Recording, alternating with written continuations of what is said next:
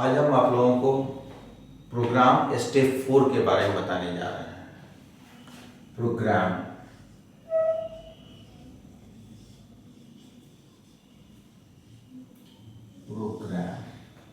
जो कि स्टेप 4 है। स्टेप 1, स्टेप 2, स्टेप 3 के बारे में डिस्कस कर चुके हैं। आज हम लोग स्टेप 4 के बारे में डिस्कस करेंगे। स्टेप 4 प्रोग्राम है, जो इंग्लिश में हम लोग पैराग्राफ बोलते हैं। Program a systematic set of instruction which achieve a goal is called program. Program में इंस्ट्रक्शनों का सिस्टमेटिक सेट होता है जो किसी एक गोल के लिए काम करता है। हम जब भी कोई प्रोग्राम बनाते हैं तो उस प्रोग्राम में सबसे पहले एनालाइज करते हैं जो यहाँ पर इंस्ट्रक्शन कितने होंगे और यह आउटपुट क्या देगा। इनपुट और आउटपुट डिसाइड करके तब इसके अंदर हम लोग प्रोसेस करते हैं, जिस प्रोसेसिंग के बाद आउटपुट आता है। तो प्रोग्राम लिखा कैसे जाएगा? जब भी कोई प्रोग्राम लिखेंगे तो सबसे पहले हैश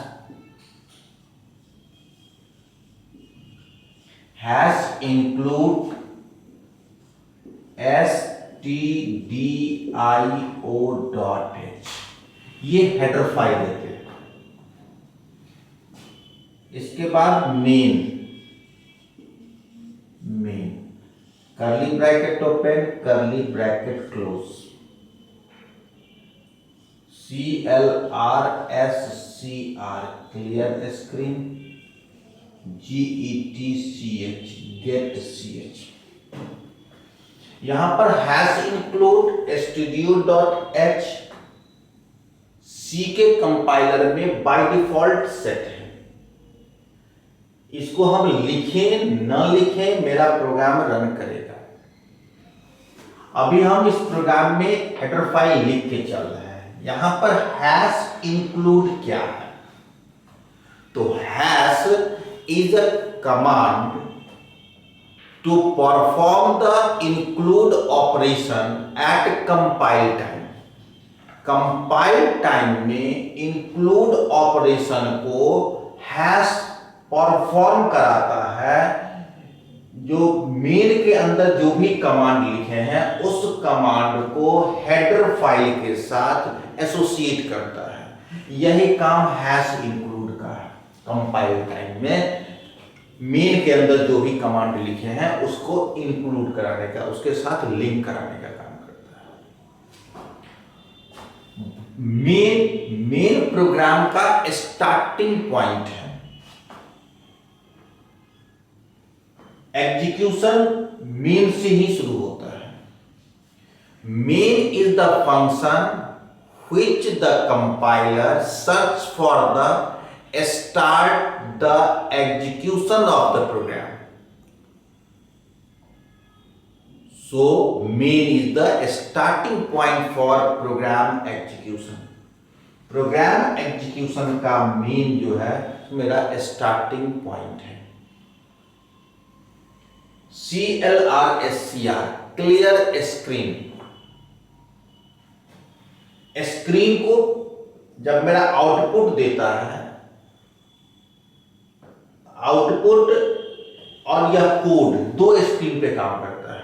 एक एडिटर जहां पे कोड लिखते हैं, यह कोड जब एग्जीक्यूट करता है जिस स्क्रीन पर देता है उस स्क्रीन पर पहले से कोई आउटपुट है तो उस आउटपुट को CLRSCR उसको पहले मिटाता है, तब मेन के अंदर जो लिखे हैं ये आउटपुट देता है। तो CLRSCR प्रीवियस स्क्रीन को क्लियर करने के लिए CLRSCR यूज करते हैं। getch एक फंक्शन है। getch stands for get characters. This function retains the user screen until any key pressed. जब तक कोई की प्रेस नहीं करेंगे तब तक वह स्क्रीन को, आउटपुट स्क्रीन को रिडीम करके रखता है। जैसे ही की प्रेस करते हैं वह पुनः फिर से सोर्स कोड में वापस आ जाता है। ये getCH का काम है। getCH नहीं भी देंगे तो काम करेगा, CLR नहीं भी देंगे तो काम करेगा। ये जब हम स्क्रीन पर कोड लिखेंगे, एग्जीक्यूट कराएंगे, तब वहां देखिएगा जो अगर getCH नहीं देते हैं तो कैसे रन करता है, कैसे वो वेट करता है विदाउट यूजिंग getCH। लेकिन क्लियर स्क्रीन अगर नहीं देते हैं तो प्रीवियस आउटपुट भी रहेगा और करंट आउटपुट भी रहेगा। तो प्रीवियस आउटपुट न रहे इसके लिए हम लोग CLR का यूज करते हैं। यहां पर एक छोटा सा प्रोग्राम लिखते हैं।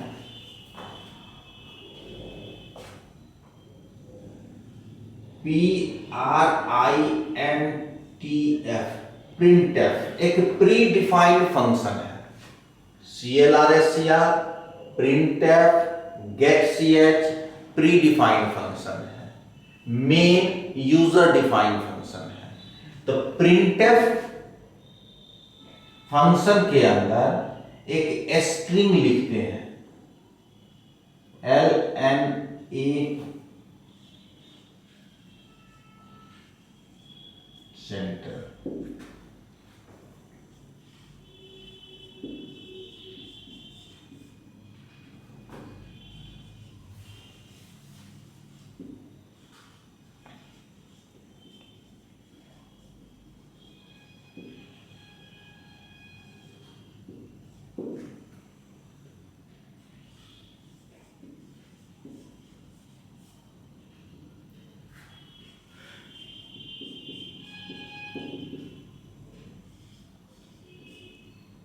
जीरो 612270243। प्रिंटफ आउटपुट फंक्शन है। डबल कोट के अंदर जो कुछ भी लिखते हैं उसको हम स्ट्रिंग कहते हैं। यहां पर 3 लाइन प्रिंटफ का 3 लाइन लिखा है, लेकिन जब हम इसको एग्जीक्यूट कराएंगे तो स्क्रीन पर यह एक ही लाइन में तीनों लाइन का आउटपुट आएगा। 3 लाइन में आउटपुट नहीं देगा। स्क्रीन पर जो आउटपुट देगा ये हम लिखते हैं कैसे देगा।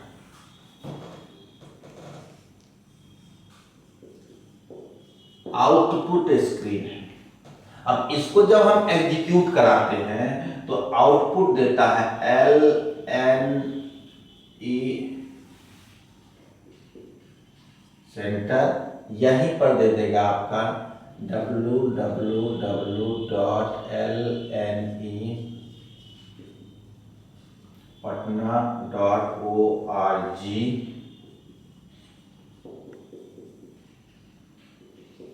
0612257024 अगर स्क्रीन छोटा है तो बाय डिफॉल्ट नेक्स्ट लाइन में आ जाएगा। स्क्रीन अगर बड़ा होगा तो यह एक ही लाइन में तीनों आउटपुट देगा। अगर हम ये तीनों लाइन को 3 अलग अलग लाइन में आउटपुट लेना चाहते हैं तो इसके लिए हम लोग यहां पर बैकवर्ड/n न्यू लाइन के लिए होता है। स्ट्रिंग के एंड में न्यू लाइन लगा सकते हैं या स्ट्रिंग के बिगिनिंग में भी लगाएंगे तब भी न्यू लाइन दे देगा। हम यहां लगाते या यहां लगा देंगे तो न्यू लाइन हो जाएगा। अब यहां पर देखिए /n दे दिया तो यहीं पर यह आउटपुट ऐसा ना देके यह आउटपुट अब देगा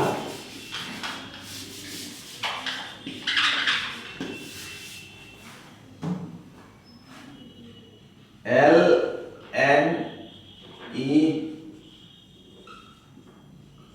सेंटर। न्यू लाइन में देगा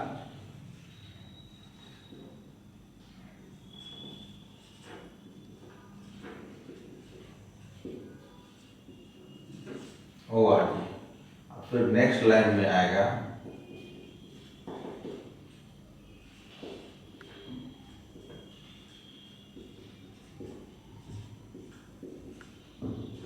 243। यहां पर हम बैकवर्ड स्लैश एन लगाए तो मेरा आउटपुट 3 लाइन हो गया।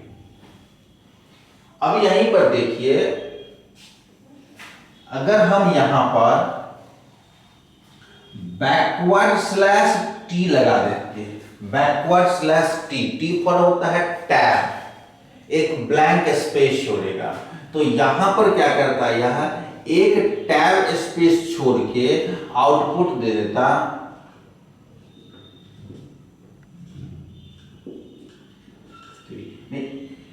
0612 डैश और इसके बीच में एक ब्लैंक स्पेस आया था, ये होता है backward slash T.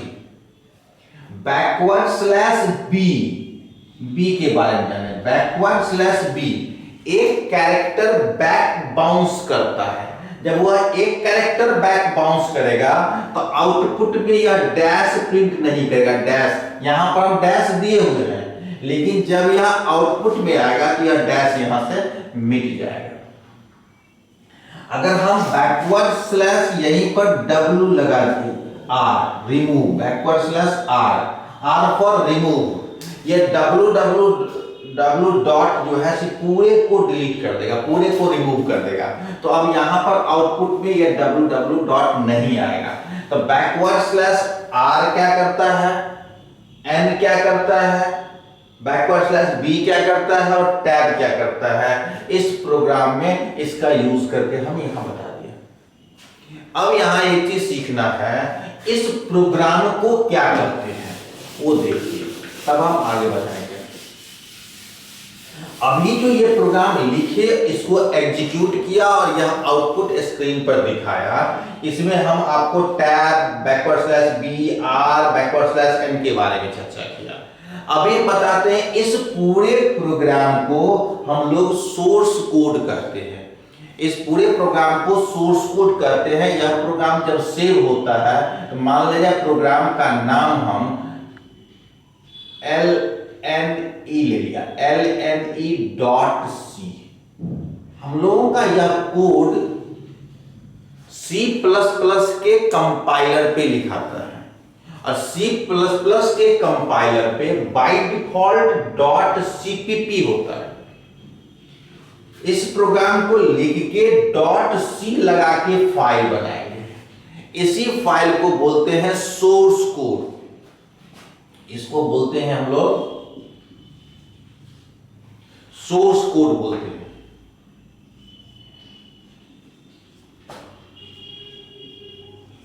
Source code होता है। सोर्स कोड हम जो लिखते हैं ये सोर्स कोड है। जैसे हम जो पढ़ा रहे हैं ये सोर्स कोड है। जब छात्र इस हमारे द्वारा जो पढ़ाया गया इस चीज को समझ के कॉपी पर जब लिखते हैं तो वो होता है ऑब्जेक्ट कोड, और उस ऑब्जेक्ट कोड को जब बुक पढ़ के एक कंप्लीट फाइनल नोट तैयार करते हैं वही कहलाता है एग्जीक्यूटेबल कोड। तो यहां पे सोर्स कोड क्या है, ऑब्जेक्ट कोड क्या है और एग्जीक्यूटेबल कोड क्या है, इसके बारे में बता रहे हैं। सोर्स कोड हमारे द्वारा जो कोड लिखा गया यह सोर्स कोड है। इस सोर्स कोड को जब हम कंपाइल करते हैं तो कंपाइलर इस सोर्स कोड को चेक करता है और इसको बाइनरी कोड में कन्वर्ट करता है। तो चेक करने में एरर आता है। एरर 3 प्रकार का है, compile time error, run time error और logical error. Compile time error हमारा सिंटैक्स एरर जो आएगा वह कंपाइल टाइम एरर होगा। रन टाइम एरर एग्जीक्यूशन के वक्त जो एरर आता है, जैसे किसी भी नंबर को 0 से डिवाइड करें या मेरा प्रोग्राम इनफाइनाइट रन करते रह जाए तो ये रन टाइम एरर के अंतर्गत आता है। कंपाइल टाइम एरर और रन टाइम एरर को हम लोग कंपाइलर के बारे में जान के, बढ़िया से जान के इस एरर को ठीक कर सकते हैं। लेकिन लॉजिकल एरर या लॉजिक यूजर जैसा चाहता है वैसा अगर बना के हम नहीं देते हैं तो वहां लॉजिकल एरर आएगा। तो लॉजिकल एरर हमेशा आते रहेगा और उसको करेक्ट करके हम लोग ठीक करते रहेंगे। लेकिन कंपाइल टाइम एरर और रन टाइम एरर बिगिनिंग में आएगा, बाद में ये एरर नहीं आएगा, ना रन टाइम आएगा ना कंपाइल टाइम आएगा। इसलिए कि जब हम सिंटैक्स को सीख जाएंगे बढ़िया से तो एरर आना बंद हो जाएगा। तो अब यहां पर देखिए, सबसे पहले सोर्स कोड को कंपाइलर जब कंपाइल किया तो बना हमारा ऑब्जेक्ट कोड। ऑब्जेक्ट कोड का एक्सटेंशन होता है .obj। ये हो गया हमारा lne.obj। इसको बोलते हैं हम लोग ऑब्जेक्ट कोड।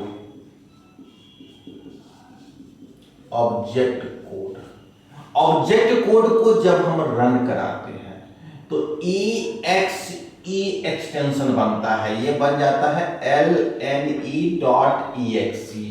ये होता है हम लोग का executable code, execute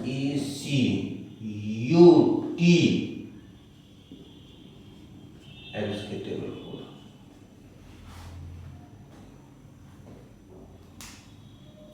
executable code जो रनेबल होता है, जो रन करता है। यहां पे lne.c source code .obj object code जब कंपाइलर कंपाइल करता है तो यह कोड बाइनरी कोड में कन्वर्ट होता है, उसे हम ऑब्जेक्ट कोड कहते हैं। एग्जीक्यूटेबल कोड जब यह कोड लिंक होता है लाइब्रेरी से लिंक होने के बाद जो फाइनल एग्जीक्यूटेबल फाइल बनता है, जो रन करता है, उसका एक्सटेंशन .exe होता है। तो तीन प्रकार का फाइल बनता है, lne.c, lne.obj, lne.exe। यहां पर lne जो है तो मेरा फाइल नेम है, यह फाइल नेम है, lne फाइल नेम है। अब यहां पर source code, object code, executable code देख लिया। अब देखिए, अगर हम इसी प्रोग्राम का आउटपुट कलर में चाहते हैं, कलर आउटपुट, वैसे ग्राफिकल काम करने के लिए उसका हेडर फाइल अलग होता है, उसका स्क्रीन अलग बनता है। इसके बारे में चर्चा बाद में करेंगे। ग्राफिकल, यहां पे कलर में आउटपुट लेने के लिए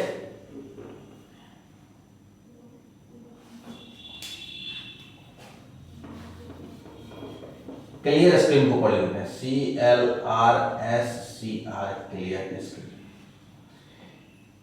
या जो स्ट्रिंग वैल्यू है इसको हम चाहते हैं कलरफुल आउटपुट में दे। अभी ब्लैक एंड व्हाइट में देगा, इसको कलरफुल देखने के लिए यहीं पर TEXT टेक्स्ट COLOR कलर लिखते हैं।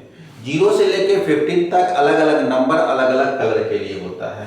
मान लीजिए यहां पर हम अगर 3 दे दिया तो 3 का कोई कलर होगा, आपको पता नहीं कौन सा कलर है, लेकिन 3 देके इसमें C लगाना पड़ेगा, C प्रिंटफ लिखना पड़ेगा, तब इसका कलर अलग हो जाएगा।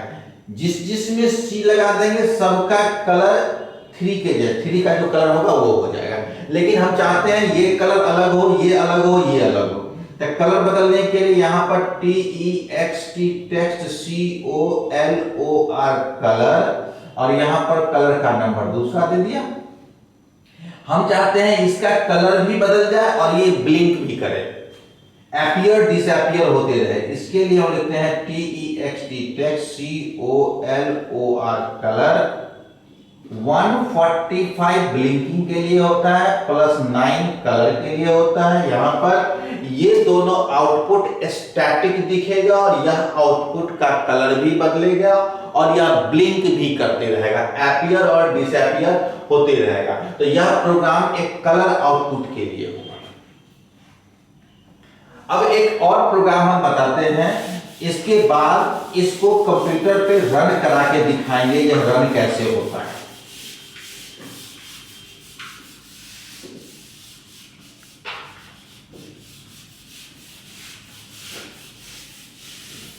देखिए स्टैटिक प्रोग्राम बता रहे हैं, यहां पर वैल्यू पहले से फिक्स होगा।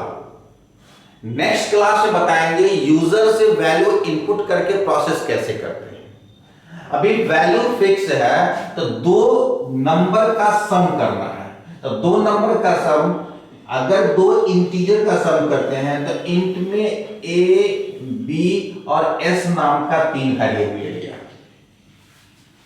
यहीं पर C L R S C R clear इसके लिया।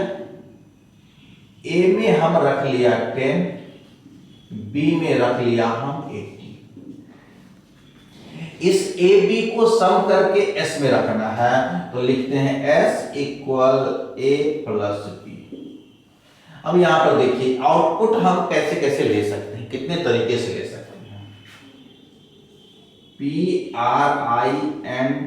printf printf, अगर हम direct percent D, integer value है तो परसेंट डी लिखेंगे और सीधा एस लिख दिया, तो इसका आउटपुट 90 देगा।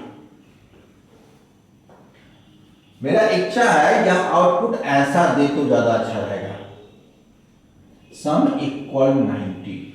तो देखिए ऐसा आउटपुट लेने के लिए इंस्ट्रक्शन कैसे लिखते हैं, printf printf, new line change करते हुए मैसेज लिख दिए सम इक्वल परसेंट डी, तब लिख दिया एस, तो आउटपुट ऐसा देगा। हम चाहते हैं ये आउटपुट ऐसा देता तो और अच्छा लगता, 10 प्लस 80 इक्वल 90, 10 प्लस 80 इक्वल 90। तो इसके लिए इंस्ट्रक्शन लिखना होता है printf printf, new line change करने के लिए, नया लाइन के लिए percent D plus percent D equal percent D, और यहां पर लिख दिया A B comma S,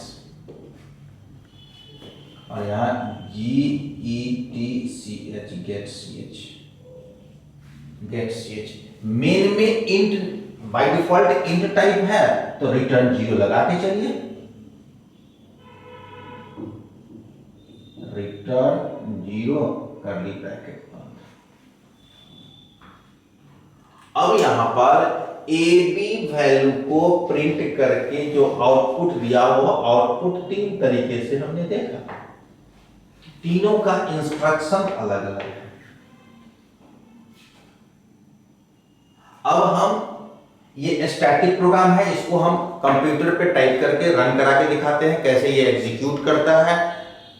next class से कुछ logical program, operator based program के बारे में चर्चा करेगा, उस पर हम नया नया प्रोग्राम बताएंगे।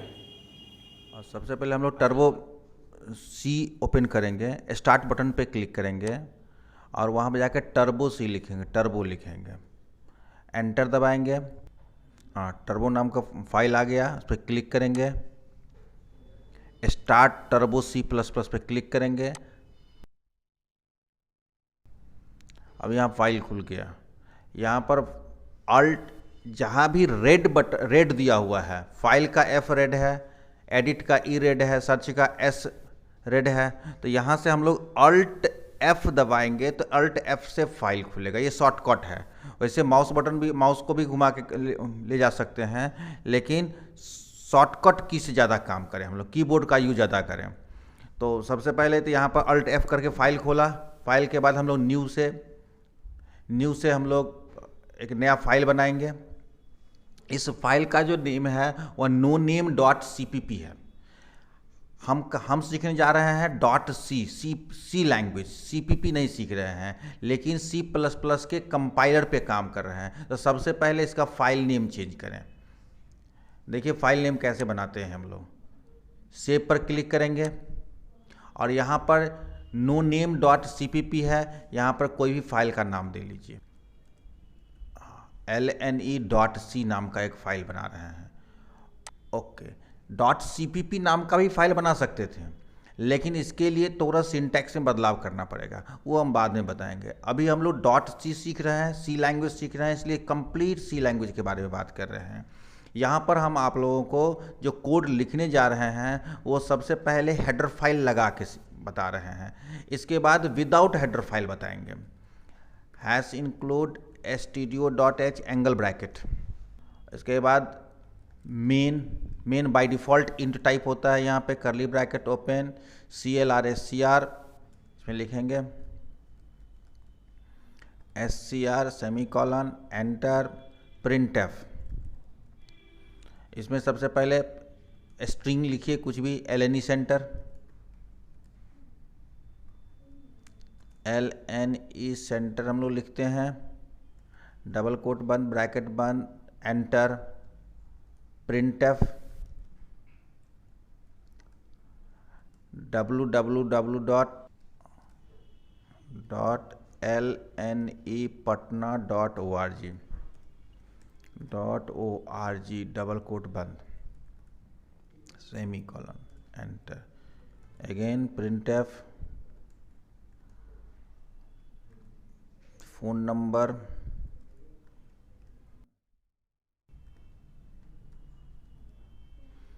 -2570243 एंटर get ch। अब यहाँ पर इसको हम रन कराते हैं, अभी हम रिटर्न 0 नहीं लिख रहे हैं, रन कराते हैं। रन कराने के सबसे पहले कंपाइल करेंगे तो अल्ट सी से कंपाइल होता है, तो अल्ट सी दिए, उसका शॉर्टकट भी है, अल्ट F9 भी दे सकते हैं।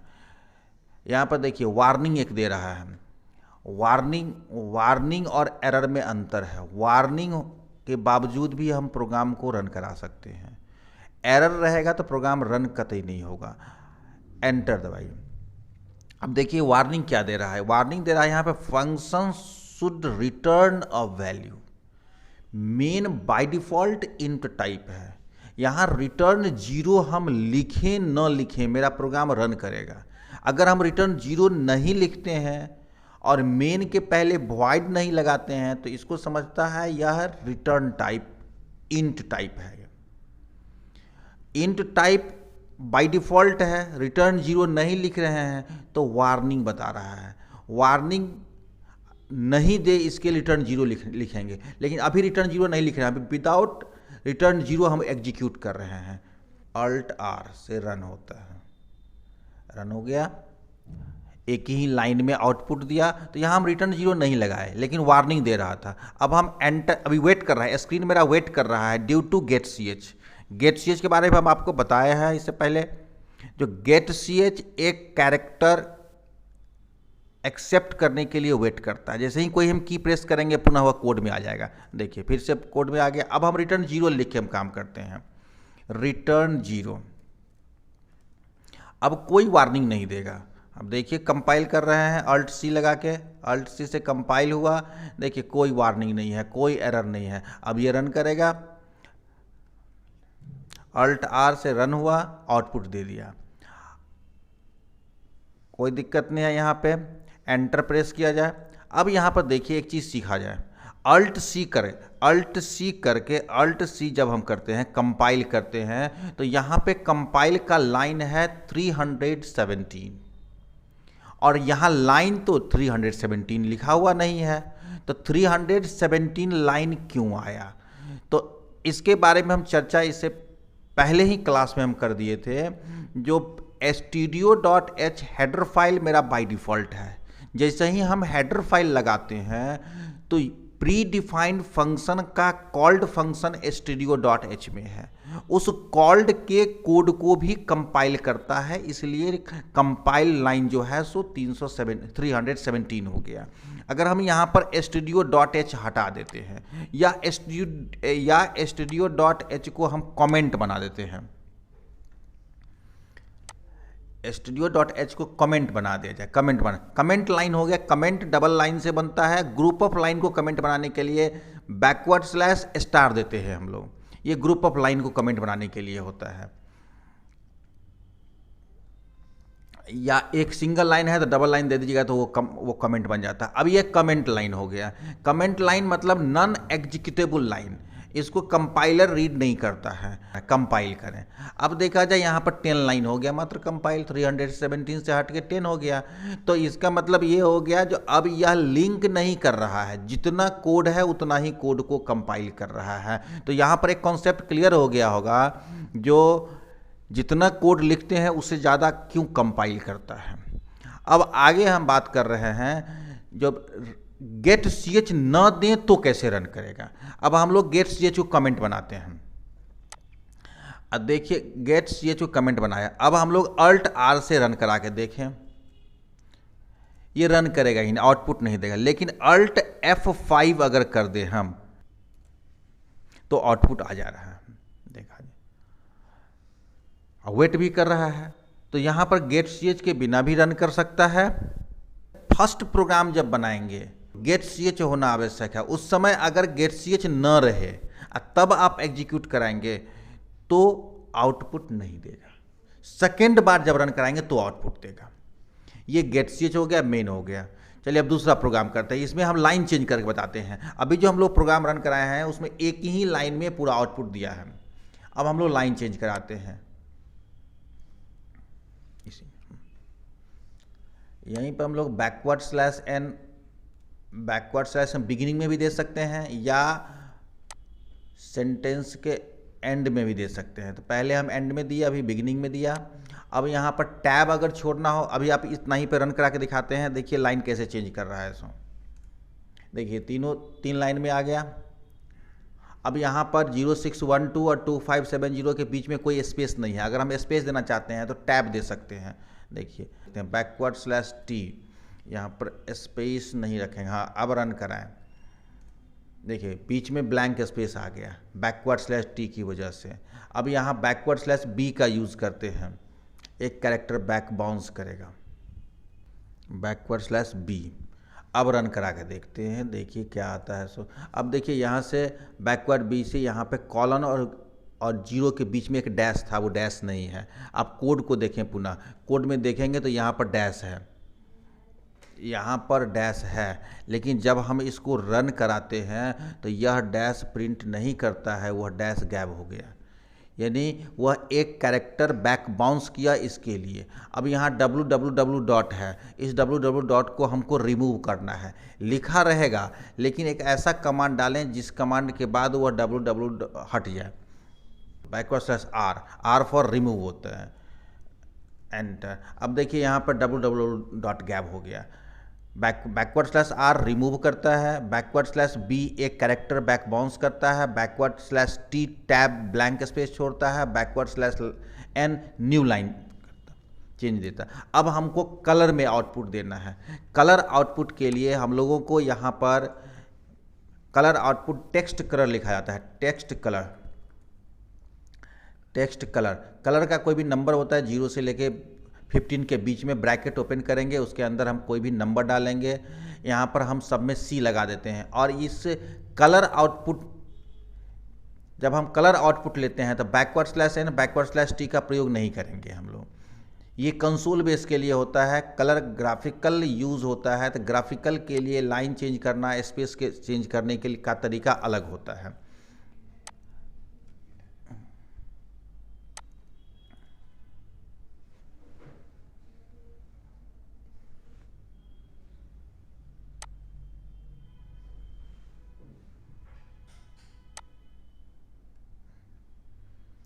अब इस प्रोग्राम को जब रन कराएंगे तो यह आउटपुट एक ही कलर में तीनों लाइन का आउटपुट देगा।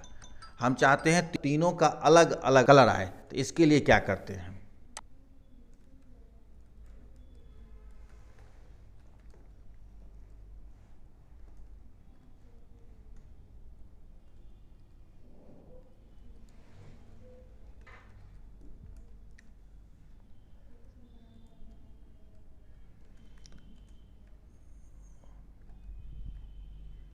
यह कोड को हम लिख दिए थे बोर्ड पर भी, लेकिन अभी यहाँ समझ लीजिए। टेक्स्ट कलर 3, टेक्स्ट कलर 5 और टेक्स्ट कलर 145+9। 145 ब्लिंक के लिए होता है और 9 कलर के लिए होता है। अब देखिए 2 लाइन का आउटपुट आपका स्टैटिक होगा और तीसरा लाइन का जिसमें 145 लगाए हैं वह कलर भी चेंज होगा और ब्लिंक भी करेगा, अपीयर डिसअपियर होगा। अब इसको रन करा के दिखाते हैं कैसे होता है। देखिए ये ब्लिंक कर रहा है, ये दोनों स्टैटिक है। ये हो गया हमारा कलर आउटपुट। अब एक दूसरा प्रोग्राम है जो 2 नंबर का सम का काम किए हैं। वो फाइल, नया फाइल बनाते हैं, फिर फाइल का नाम देंगे, हम सेव कर लेते हैं पहले ही। सम डॉट सी लगा, अगर सिर्फ सम लिख के छोड़ देंगे तो डॉट CPP हो जाएगा, हमको डॉट सी लगाना है, सम डॉट सी।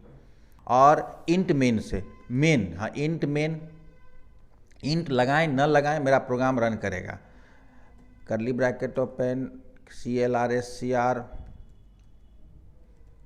CLR से पहले वेरिएबल डिक्लेयर करेंगे हम लोग। 2 नंबर का सम लेना है तो इसलिए 2 वेरिएबल लेते हैं, A, B और S नाम का एक वेरिएबल लेते हैं, A, B और S नाम का, S सम के लिए हो गया। यहाँ पर A और B में वैल्यू को हम लोग असाइन कर लेते हैं। A = 10, B = 80, S = A + B। अब हम S को प्रिंट कराते हैं, printf bracket open double %d integer के लिए होता है, decimal integer, comma S।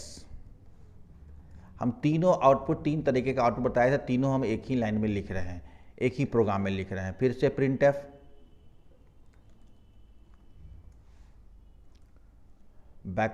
\n, new line change करते चलें, sum equal %d double quote बंद, कॉमा S लिखे, सेमीकोलन, एंटर। फिर से printf double quote open \n %d plus %d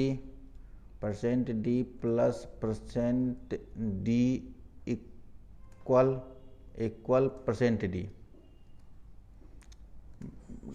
bracket बंद, कॉमा A, B और S। यहाँ A, B और S तीनों का वैल्यू हम लोग डिस्प्ले करा रहे हैं, S ब्रैकेट बंद, सेमीकोलन। अब यहाँ पर गेट ch दे दें, रिटर्न 0 लगा दें, सेमीकोलन, एग्जीक्यूट, कंपाइल Alt+C से, रन Alt+R से, रन हो गया। 3 इंस्ट्रक्शन लिखा हम printf से, 3 तरह का आउटपुट स्क्रीन पर दिखा दिया। आज का क्लास इतना ही पे, नेक्स्ट क्लास से ऑपरेटर बेस्ड प्रोग्राम बताएंगे। धन्यवाद।